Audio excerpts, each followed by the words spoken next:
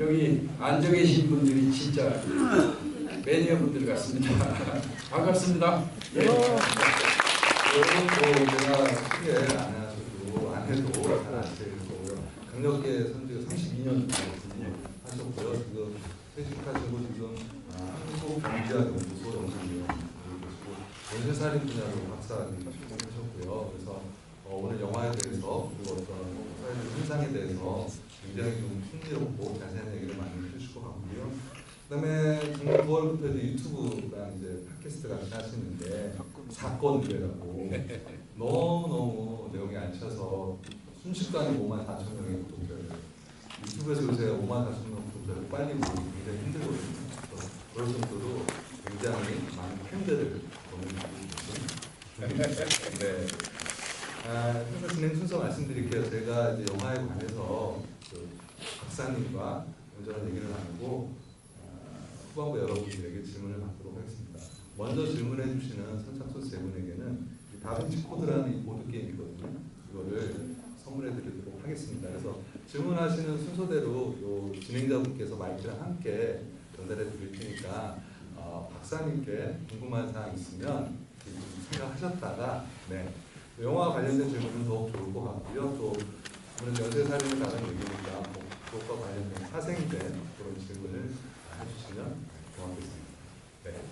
박사님 먼저 영화 보신 소감 간단하게 설명 부탁드리겠습니다. 어떻게 뭐 제가 말씀드리는 것보다 지금 여기 앉아 계신 분들이 다 보시고 나서 제가 이제 이 영화에 대해서 무슨 얘기를 할까 이렇게 이제 저를 보고 계시는 것 같은데 재미 있으셨어요? 네. 저는 미리 봤거든요. 미리 보고 영화 전체 보는데 나름 저는 상당히 탄탄하게 좀 잘 만드는 영화다 이런 생각을 했고요. 그리고 사람은 누구나 그런 것 같습니다. 영화를 보더라도 자기가 처해 있는 입장하고 자꾸 대비하는 습관이 있는 것 같은데요. 저는 그 아처 형사 알파치노 나온 그 배역이죠. 그걸 보면서 자꾸 제 모습을 떠올렸어요. 이제 저도 2014년 10월 말부로 동두천 경찰서 수사과장을 마지막으로 그만뒀거든요. 경찰을.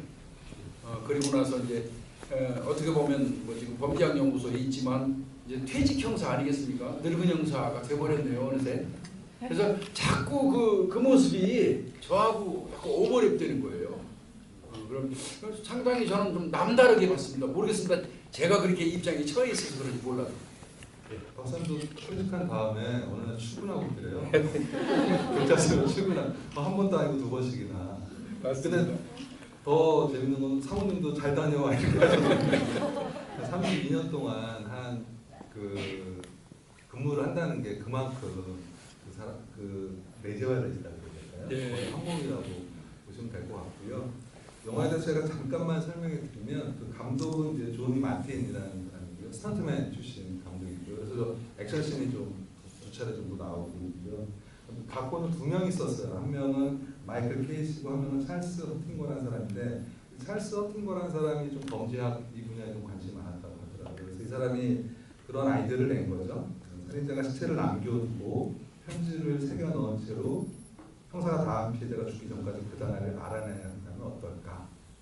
라는 아이디어에서 이제 행맨이 출발을 한 거고요. 행맨 게임이라는 건 뭐 여기서 설명해 줘서 알겠죠? 뭐 영어 단어 외우는 게임인데 이렇게 사람 모습 그리기 전까지 이렇게 줄을 몇 개 거놓고 그 안에 뭐가 들어가는지 서로 게임을 해가지고 이게 다 완성되면 이 사람 완성되기 전에 이 사람이 맞추면 이기는 거고 못 맞추면 이제 질문한 사람이 이기는 문제 낸 사람이 이기는 그런 걸 착안해서 했고 여기 뉴욕타임즈 기자가 나오는데 처음 초안 때는 이제 카메라가 따라붙는 식의 그런 걸 이제 구성을 했다 그래요. 결국은 이렇게 된 거고 영화 보시면 알겠지만 결국은 조지라는 그 연쇄살인마가 어렸을 때 냉대와 학대 속에서 이빅션이라고 이제 퇴거라는 축출이라는 뜻이잖아요. 그 단어를 이렇게 하면서 사회에게 자기가 복수를 하는 이야기잖아요. 그리고 아치 형사도 맨 마지막에 어렸을 때 너를 보듬어주지 못한 점에 대해서 죄책감 같은 거를 갖고 있는 모습들을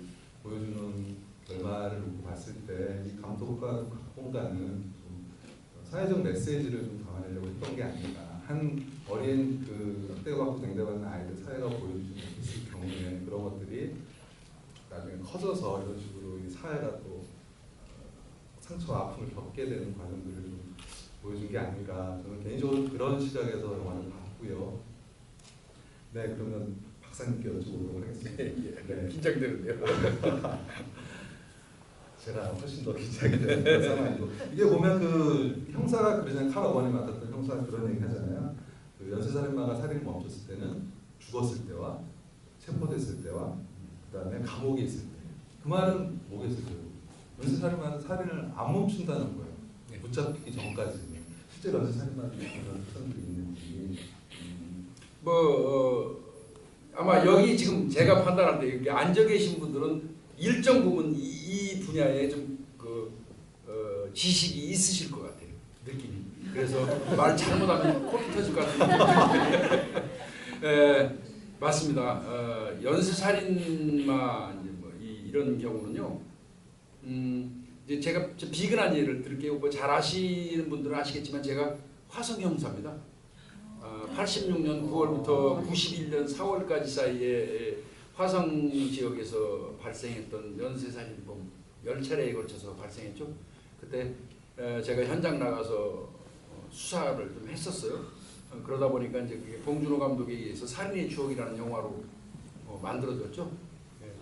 근데 그 살인범, 화성 연살인 사건의 살인범이 91년 4월을 마지막으로 범행한 이후에 지금까지 안 잡히고 있잖아요. 이제 공소시효가 만료됐기 때문에 지금은 검거된다고 하더라도 법정에 세울 수는 없습니다. 그 범인은. 그렇지만 지금 화성 동부경찰서에는 아직도 수사본부가 있어요. 그놈을 처벌하지는 못하지만 반드시 경찰이 잡아서 국민 앞에 세우기는 해야 될 거 아니에요. 그런 것처럼요. 연살인범은 나타나지 않으면 아까 말씀하신 세 가지 경우입니다. 체포됐거나 죽었거나 감옥에 있거나 이런 경우인데요. 사실상 연살인범들은 그 범죄학에서 이제 이른바 얘기하는 한 7개의 순환 과정을 거쳐요.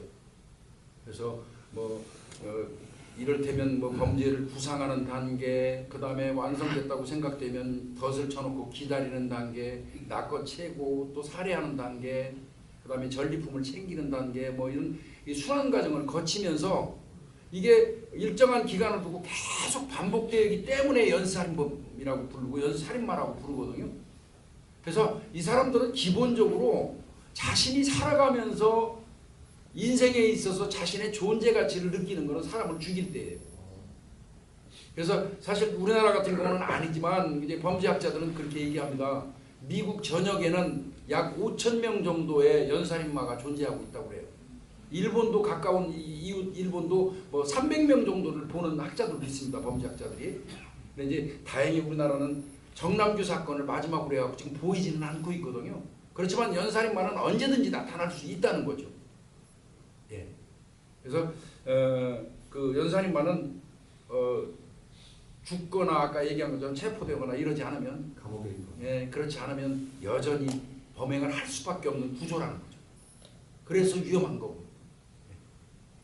네, 제가 약간 저는 전문가는 아닙니다만 좀 설명을 드리면 선천적 요인이 있을 수 있어. 세로토닌이라는 뇌 분비물이 있어요. 그게 이제 공격 본능이나 이런 걸 억제시켜주는 건데 연쇄살인마들은 그게 부족합니다. 실제로 존 서피스 대학에서 쥐를 가지고 실험했는데 그걸 좀 세로토닌을 좀 낮춰놨더니 이게 동료쥐들이 막 공격하고 물어뜯고 실제로 네덜란드의 어떤 폭력적인 상대 가족을 조사해봤더니 다 그게 다 부족했다는 게 이제 나와 있는 게 있고요. 그리고 또 하나는 어린 시절의 학대 경우 이것처럼 이건 학대는 아닙니다만 어쨌든 부모한테 많이 학대당하고 막 이런 전두엽이라든지 그런 것들이 좀 작대요. 논리적으로 사고할 수 있거나 그런 것들이 좀 부족한 부분이 좀 있다고 하고요. 그다음에 사회적 스트레스 같은 것들. 유영철 같은 경우가 이제 감옥에 있는데 부인이 이혼 통보해가지고 그때부터 좀 촉발 요인 같은 거죠. 그런 것들이 이제 촉발 요인으로 작용하고. 뭐 이런 것들이 있어도 다 연쇄살인마가 되는 건 아닌데 맨 마지막에 결국은 박사님도 말씀하시는데 결국은 자기 의지에 대한 선택으로 그 길로 이제 들어서게 되는 이런 과정들을 밟게 되는 것 같습니다. 네. 이렇게 이제 설명드리고요. 그리고 이 영화 보면 이제 실제로 이제 살인범 사인을 남기잖아요. 네. 이 영화는 이제 형사한테 자기가 아처 형사를 이제 빌미로 해가지고 사회적 복수를 하는 건데 실제로 이제 뭐 그런 예들이 한국에도 좀 있었나요? 이런 식으로 자기 흔적을 남긴다든지. 이른바 이제 그걸 시그너처라고 하죠.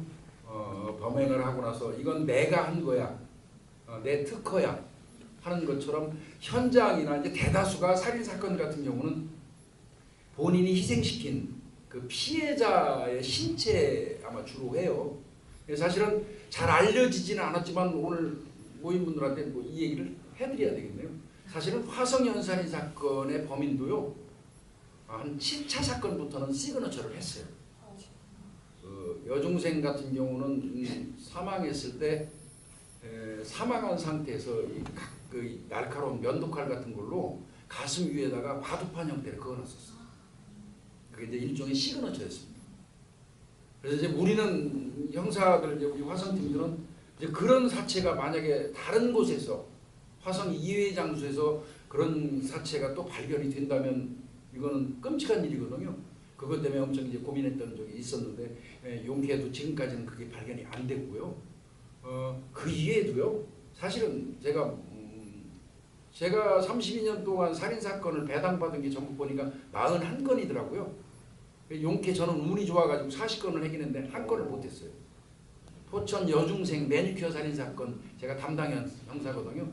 제가 그 사건을 해결 못하고 퇴직을 하는 바람에 영원히 실패한 형사로 남아버렸는데요.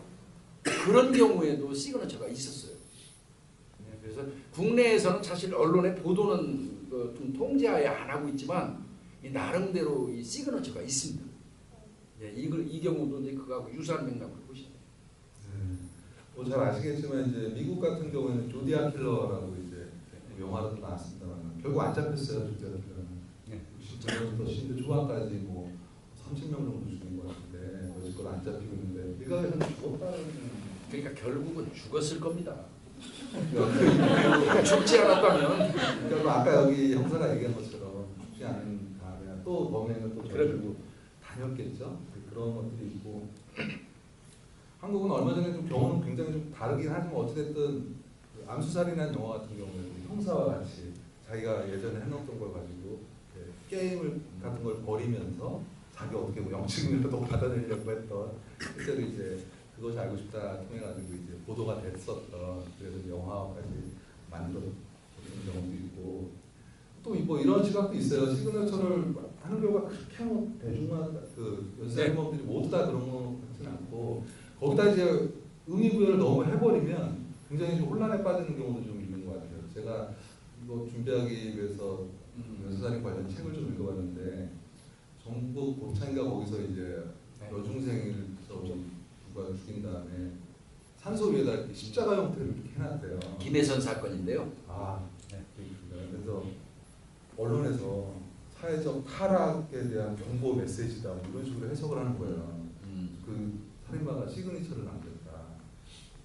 근데 그냥 충동 그냥 무의식적으로 그런 식으로 해놨던 걸 가지고 너무 또 살인마 같은 경우에는 이제 살인자 같은 경우에는 자기가 충동적으로 이렇게 자기도 무의식 중에 하는 건데 그걸 가지고 너무 의미부여를 하면 그것도 좀 우리 같은 사람들은 그런 영화를 좀 많이 봐가지고 또 그런 식으로 또 상상을 또 하게 되는 경우도 있잖아요.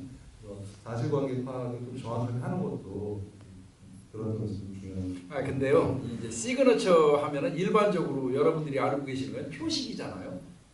근데 꼭 그 표식을 시그너처라고 이 범죄학에서는 단정짓지는 않습니다. 연쇄살인범들 같은 경우는 이른바 전리품이라는 걸 챙겨요. 자기가 희생시킨 사람의 신체의 일부분 같은 거를 챙겨서 집에다 놔두고 자기가 침체기에 들어가가지고 마음이 막 무겁고 어려울 때마다 그 전리품을 꺼내서 보면서 살인하던 순간의 어떤 그 희열감을 만끽하는 토템기라고 얘기하거든요. 일반적으로 그런 것처럼 그 부분도 그러니까 전리품을 챙기는 경우도 어떤 경우는 사람의 귀만 잘라가는 경우, 어떤 경우 손가락만 잘라가지고 보관하는 경우 이런 경우가 있거든요. 그것도 일종의 시그너처 형체인 겁니다. 예. 그래 이제 한국 같은 경우에는 그런 것들이 알려지지 않는 거라면은 그거는 이제 경찰 쪽에서 언론에다가 이런 거는 보도해주지 말라고 아예 이제 알리지도 않는 거예요. 그렇습니다. 보도자를 통해가지고 알리지도 않는 그런 형태로 하는. 네, 알겠습니다. 여기서 보면 조지가 맨 마지막에 자기 아버지 묘지 있는 데에서 그런 얘기 하잖아요. 주도권 얘기를 하잖아요. 내가 뭐 주도하고 있다. 그러면서 그리고 다 죽인 다음에 다 옷을 다 입혀놓고 마네킹처럼 만들어놓고 뭐 이런 것들을 보면 그런 살인마들의 심리가 자기 주도권을 어떻게 내가 모든 것을 관장하고 있다는 것을 보여주기 위한 그런 심리적으로도 할 수 있는 거예요. 연쇄살인범들의 이제 기본적인 어떤 그 심성 자체는요, 내가 한 사람을 데려다 놓고 이 사람의 생명을 좌지우지할 수 있는 신격적인 존재로 보는 거예요, 자기 자신. 그 순간에 이제 어떤 희열이라든지 이런 걸 느끼는 거거든요. 그래서 연쇄살인범은 이제 이를테면 몇 가지 형태로 나눠요. 권력형이라고 그래요. 힘의 과시형 뭐 이래가지고 제압해가지고 갖고 놀면서 좌지우지하고 죽이고 싶으면 언제든지 죽이고 이렇게 군림하는 형태에서 희열감을 느끼는 사람들이 있고요. 그 다음에 이제 우리가 현대 사회에서는 가장 위험하게 보는 연쇄살인범은요, 사명감형입니다. 혼자서 사명감을 느끼는 거예요. 이 세상에 이 율락 여성은 존재해가지고 이 가치가 없는데 법에서 해주지 못하고 국가가 못하니까 내가 하는 거예요.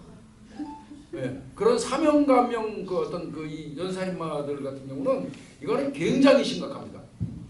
이제 뭐 미국 같은 경우도 보면은요, 굉장히 게리 리치웨이 사건이라는 게 있어요. 거기 보면 그 범인은 사명감을 어떻게 느끼냐면요, 이 사회에 그러니까 율락 여성, 창녀는 다 없어질 존재인데 그들이 아직도 존재하고 있고 국가가 통제를 못하니까 내가 처단하는 거예요. 그래서 선택한 게 집을 나와가지고 가출한 여성 청소년들만 걸리면 데려다가 죽인 거죠. 그리고 이제 강에다 띄워서 그린리버 사건이라고 불리고요. 그래서 연살인범의 양태는 여러 가지인데요. 힘의 과시형, 조금 전에 우리 이제 부장님께서 말씀하신 거는 뭐 사명감이나 이거는 뭐 공통적으로 그들이 느끼는 거는요, 사람을 그러니까 먹잇감을 가지고 있으면서 내가 신이 되는 겁니다.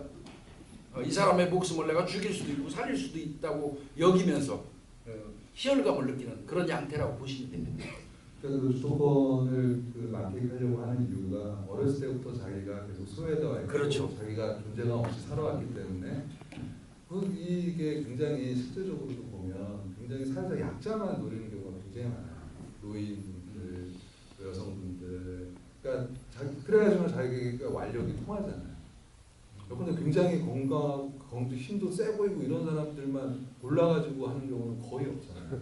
그러니까 굉장히 그런 점에서 악랄하다 그래야 되나, 그런 부분들이 좀 있는 것 같습니다.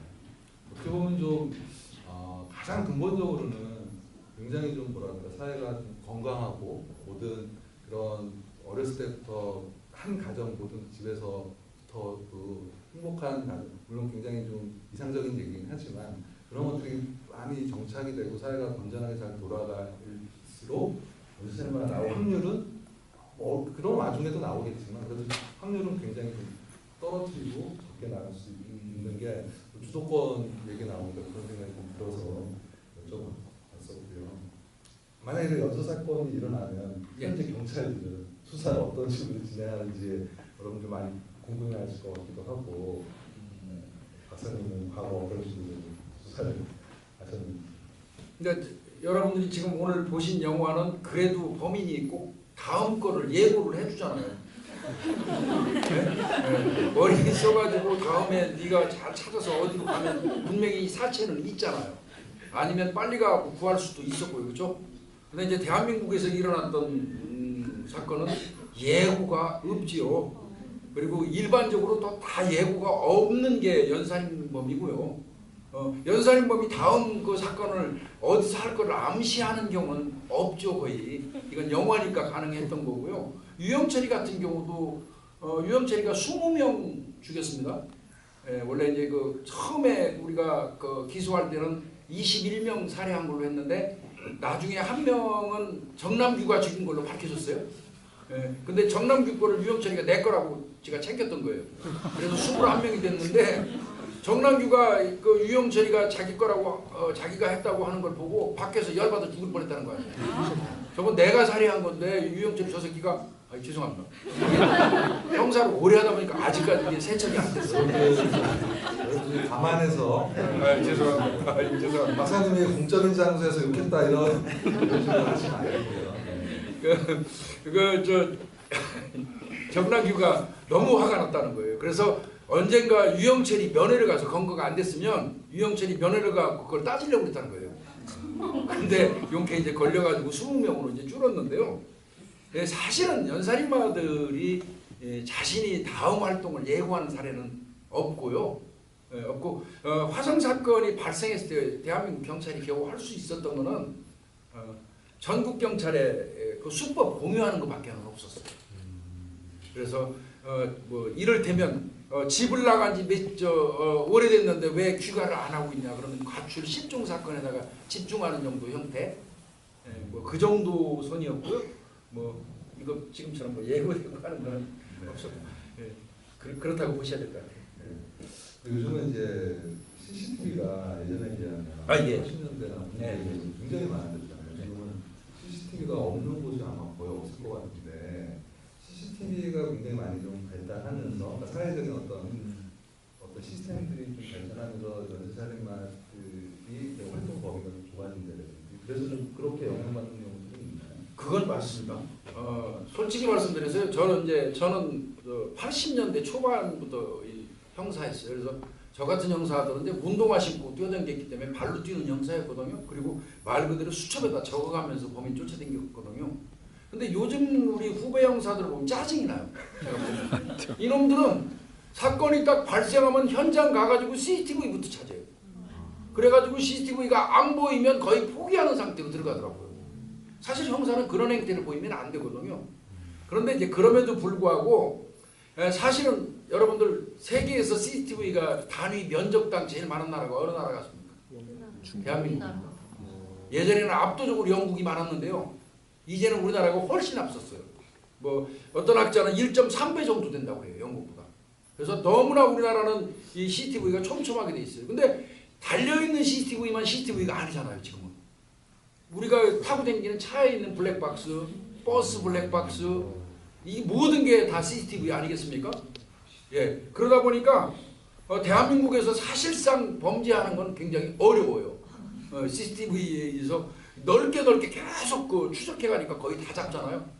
근데 CCTV 어느 순간에 끊기면 우리 형사들 포기하는 경향이 있더라고요. 그래서 제가 강의 나가고 그러면 막 욕하고 그러거든요. CCTV 없다고 포기하는 놈들은 너는 형사도 아니다. 뭐 이런 얘기 하는데 근데 현실적으로 그래요. 그래서 솔직히 말씀드려서 여기 계시는 여러분들이나 저나 CCTV가 많아가지고 우리가 상시로 감시받고 있는 이런 그 환경이 결코 행복한 건 아닙니다. 빅브라더스 사회잖아요.